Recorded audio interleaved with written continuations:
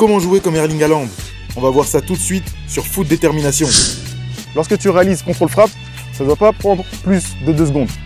2 secondes, ça va te permettre d'avoir une vitesse d'exécution très rapide pour surprendre le défenseur et le gardien.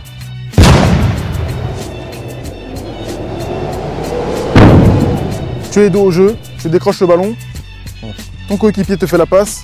Toi, ce que tu vas faire dans un premier temps, c'est une remise en une seule touche de balle, de sorte à attirer la défense vers ton coéquipier et toi directement tu vas partir à toute vitesse en profondeur pour faire ton appel de balle et recevoir le ballon en profondeur.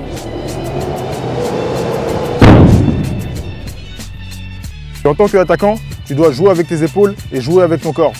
Ça va être entre toi ou le défenseur. C'est-à-dire que tu ne dois pas te laisser bouger.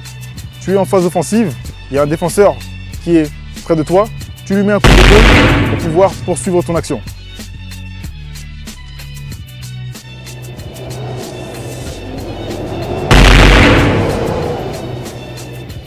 Tu dois toujours savoir où est-ce que tu es positionné par rapport à la défense adverse. Donc tu dois adapter ton positionnement par rapport au défenseur. Donc toujours tu dois jeter un coup d'œil, déjà face à toi et aussi derrière toi. Coup d'œil, si tu reçois le ballon de ton coéquipier, après avoir jeté un coup d'œil, s'il y a un défenseur dans ton dos, tu vas le caler pour l'empêcher de te prendre le ballon et pouvoir enchaîner ton action.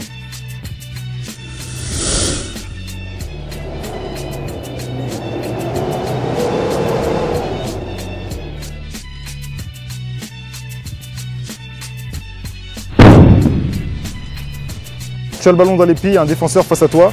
Tu vas dans un premier temps lui faire un crochet pour t'ouvrir l'angle de tir.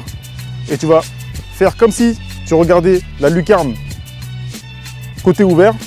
Et au dernier moment, tu vas fermer ton pied pour prendre le gardien à côté.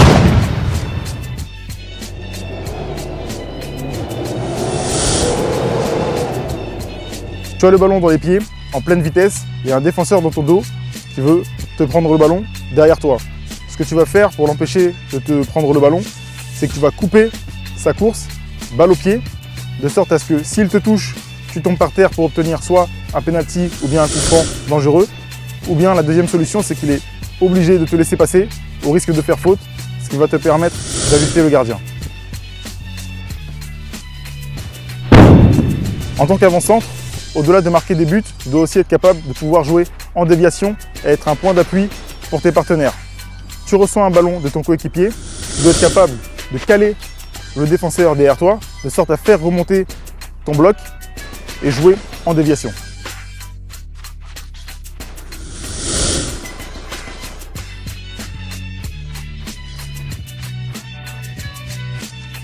Lorsque tu te retrouves en face à face avec le gardien, souvent ce qu'il va essayer de faire, c'est de boucher les angles.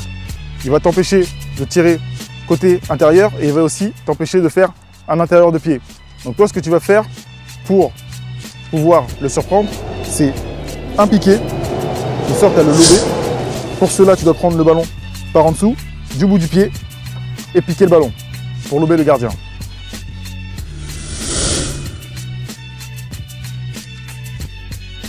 Lorsque tu es en phase de contre-attaque, ce que tu vas faire, c'est partir dans l'espace libre pour contrecarrer la défense adverse. Donc ce que tu peux carrément faire, c'est même un contre-appel, c'est-à-dire un faux appel pour ensuite partir dans l'espace libre en profondeur, pour recevoir le ballon en profondeur.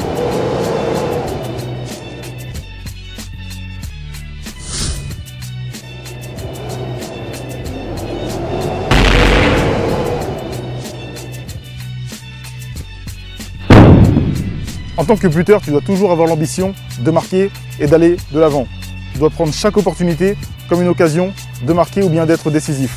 Donc si tu dois réaliser 40 ou 50 mètres en sprint, tu dois réaliser l'effort pour au final être récompensé soit par un but, soit par un décalage ou une passe décisive. Mais en tant que buteur, ton rôle, bien entendu, c'est de marquer des buts.